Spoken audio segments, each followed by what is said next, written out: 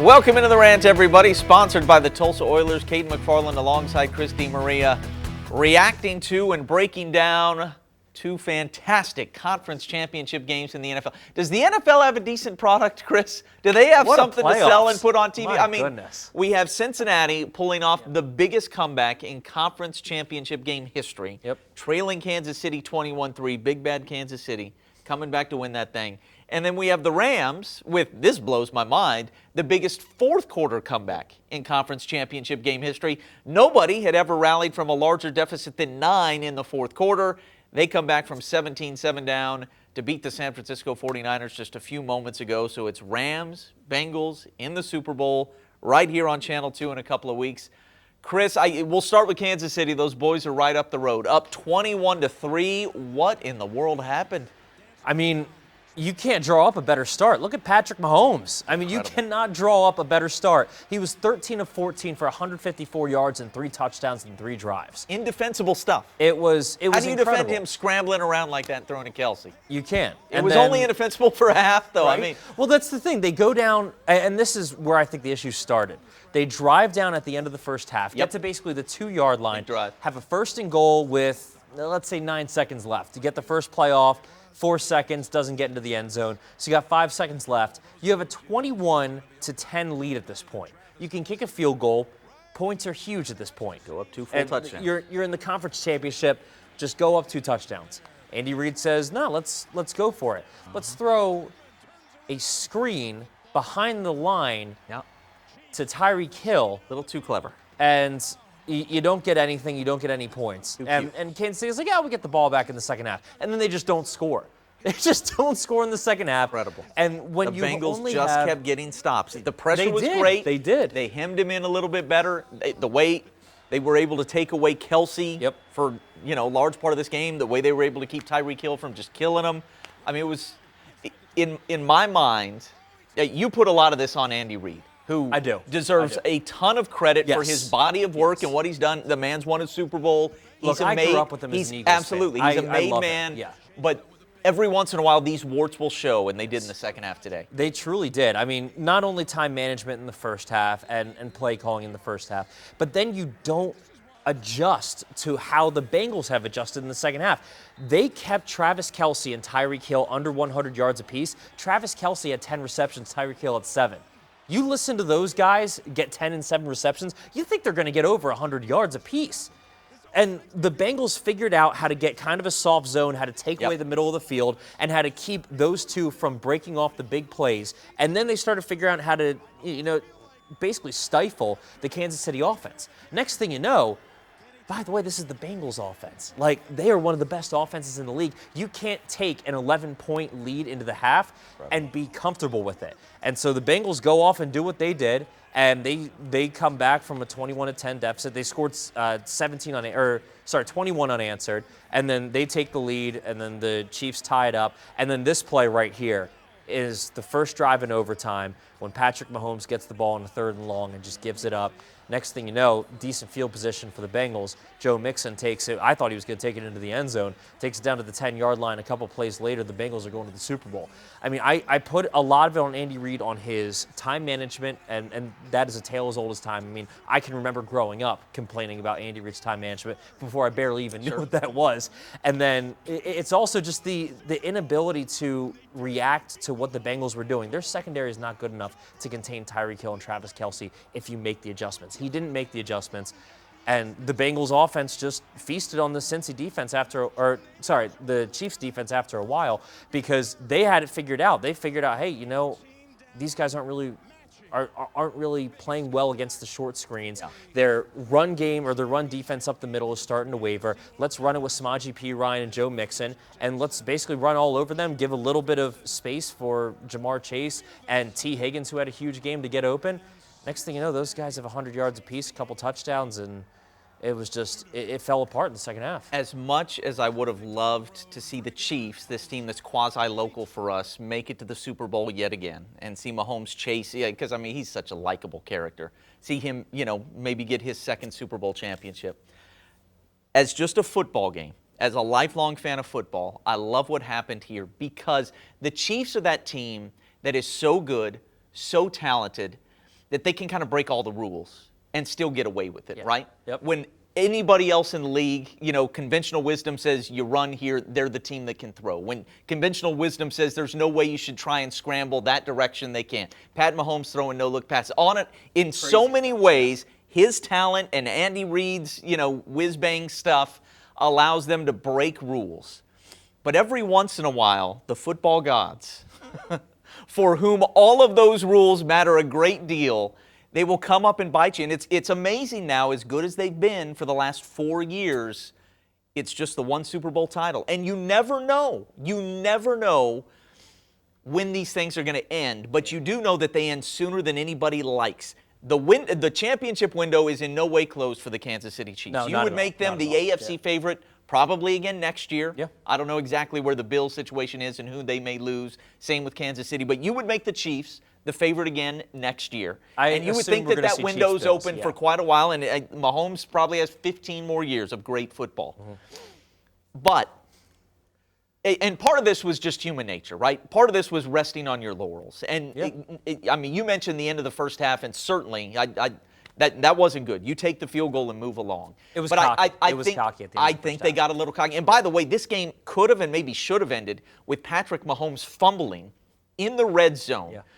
In a situation where all you have to do is get rid of the ball and kick the field goal and go to overtime. Yep. He fumbles, gets hit and fumbles. Luckily, it was recovered by Kansas City. Imagine how bad that looks on your playoff resume for maybe the most talented quarterback that has ever played this ball game. They break the rules, they break convention, but in my mind, there's a way to play the game of football, and it's more conservative than they do, and it's just more conventional. And they get away with it a lot, but I just, as a football fan, not rooting against the Chiefs in any way, shape, or form, I get a kick out of seeing those teams who have the whole thing figured out and have the cat by the tail get humbled every once in a while. That happened for Kansas City today, and now the Cincinnati Bengals. I remember this vividly. When Joe Burrow and that LSU offense, maybe the best I've ever seen in college football, put 1,000 points on OU in the Peach Bowl a couple of years ago.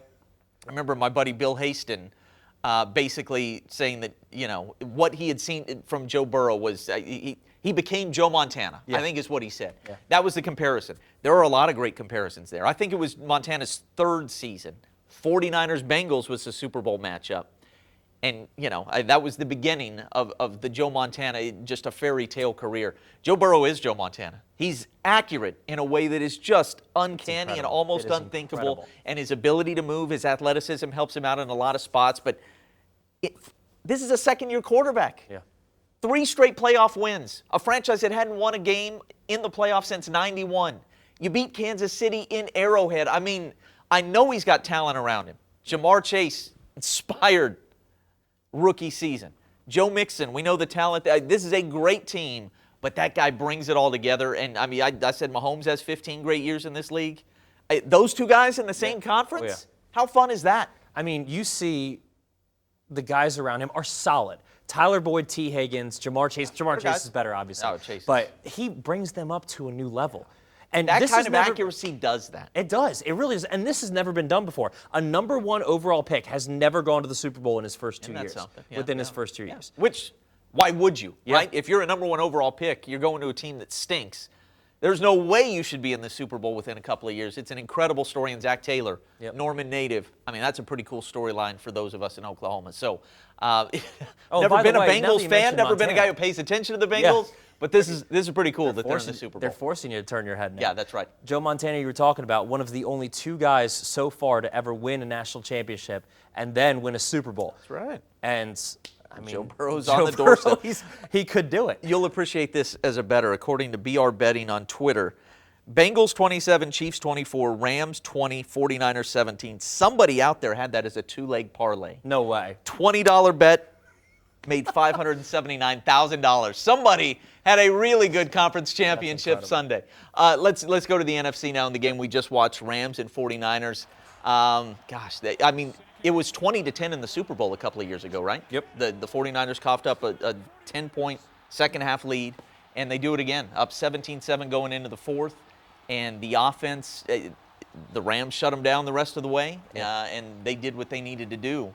with a couple of scoring drives to win this thing. The better team probably wins, but man, that's heartbreaking for Shanahan and Jimmy G. It really is. And the thing that I see here is we talk about resting on your laurels. I don't think the 49ers did that necessarily. I think the Rams defense just shut down the 49ers offense. But you still saw a bit of, I want to say, being okay with being up 10 going into the fourth quarter and thinking, hey, we got a chance of this. But you can't do that against Cooper Kupp. You needed your defense to be lights out for one more possession. Yes. And that's hard to do when the other team has its back against the wall. The Rams have great players too, and as you said, Cooper Kupp. They blitz Stafford on a huge third down. Yep.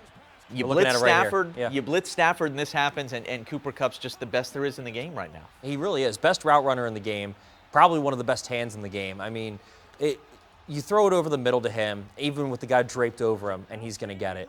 It's just incredible the way he gets separation when guys are just mugging him all game. And Matt Stafford, he could just put it. How about Matthew Stafford, by the way? What a story. Comes from Detroit when he was just not used well at all. He had some of the best receivers of all time on his team, and he couldn't do what he could do here. And he's able to take the Rams to the Super Bowl. It's incredible, at home too. But I tell you what, we were watching this game in the other room, and Jimmy Garoppolo had not yet thrown an interception this game. And we choked. You know what? Maybe it's time. Yeah. Maybe it's time. Third and 13. And I feel bad because I was laughing so hard at this. But this was just not a way you want to end it. Jimmy Garoppolo might not be in the 49er gold next season. If I was to make an educated guess, I don't think he's going to be there next year. That Rams defense, that front is just that guy right there, Aaron Donald. They will be the favorite. They're playing at home. Yeah. Talk about a great matchup. They're playing at home. Defense versus offense matchup. That's Sure. going to be fantastic. Absolutely. Do you think Rams -3? What do you think? I'd say 2.5 to 3. We might actually. Might already have it. We might already in real have time. it. Look, they went all in, right? Gave up all their first-round picks for who knows how long, and you see Von Miller, one of those late additions, embracing Sean McVay. I mean, I feel good for a team that goes all in like this, and had his heart broken as his offense was shut down by the Patriots in the Super Bowl a couple of years ago. The Rams now get their shot, and they get to do it at home, just like Tampa Bay did last year. I mean, when I was a kid growing up, it just seemed impossible that would ever line up, that a team would be able to play for a Super Bowl championship on its home field. And it's crazy now that in back-to-back years, we could have a team celebrating the championship at home. So I did find the answer. The Bengals were 3.5-point favorites if the Rams won. How about that? So, yeah. I would not have guessed that. I wouldn't have guessed it either, but you know what? The AFC has been the better league, and to come through that, I think we're in for a good one. Yeah, I'm do so too. glad we're carrying this on NBC because I think, look, this isn't going to be the two biggest fan bases against each other. You have a media market and Los Angeles, who honestly they were kind of how many San Francisco fans took over? Yeah, exactly. And so you don't have the two biggest fan bases, but my goodness, we're going to have a heck of a game. Yeah. It's going to be such a good game. I'm so happy that we get to work in this business and it's on our station, so there's no excuse to not watch it. I'm so excited. So yeah, it's going to be a fantastic game. I'm so excited that this is the matchup. I love being a fan of Joe Burrow now. I think we can all kind of be a fan of this dude. And I think either way, I'm going to be proud and happy for the quarterback who wins it because you get two fantastic stories that are in this game. I actually saw Matt Stafford. I used to work in Abilene, Texas, and I watched Matt Stafford at Highland Park versus Jevon Sneed of Stephenville. Okay. In I think it was a third or fourth round playoff game at the Old Texas Stadium. It was a bonkers game. If it didn't go to overtime, it was close, high scoring. Two great quarterbacks. That was a lot of fun. But so yeah, I watched that guy as a high school player, and now after a brutal run in Detroit, at least in terms of the wins and losses, gets his shot at a Super Bowl. All right, before we get out of here, just want to quickly mention, I think this was a red-letter day for Oklahoma State football earlier this week, as Mike Gundy is able to hire Derek Mason as the Cowboys' next defensive coordinator. Notre Dame was interested in Derek Mason, and no doubt he had plenty of suitors, I think, in the NFL and then also across college football. Oklahoma State, after now 15 years of incredible success under Mike Gundy, the program has been elevated to the point where you can go into the SEC and steal a defensive coordinator from a place like Auburn, a program that's won a national championship and played for another in the last 15 years. To me, it's a red letter day. It shows that this program has been elevated to a different level, that the defense certainly has been elevated to a different level. You never know.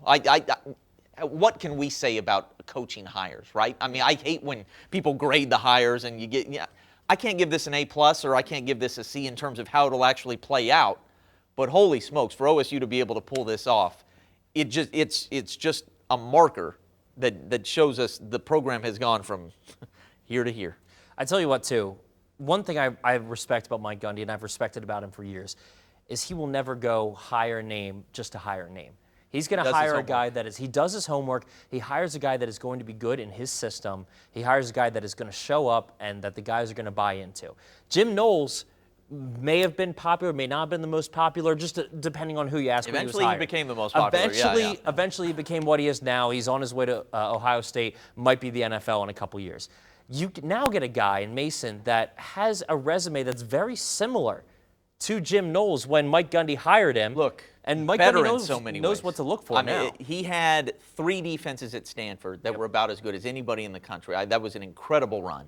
And then 7 years as the head coach at Vanderbilt, where you don't look at the final record there. No, you don't. And there were... They did great for Vanderbilt. Yeah, that's about right. A 7-year run there, that's pretty good coaching.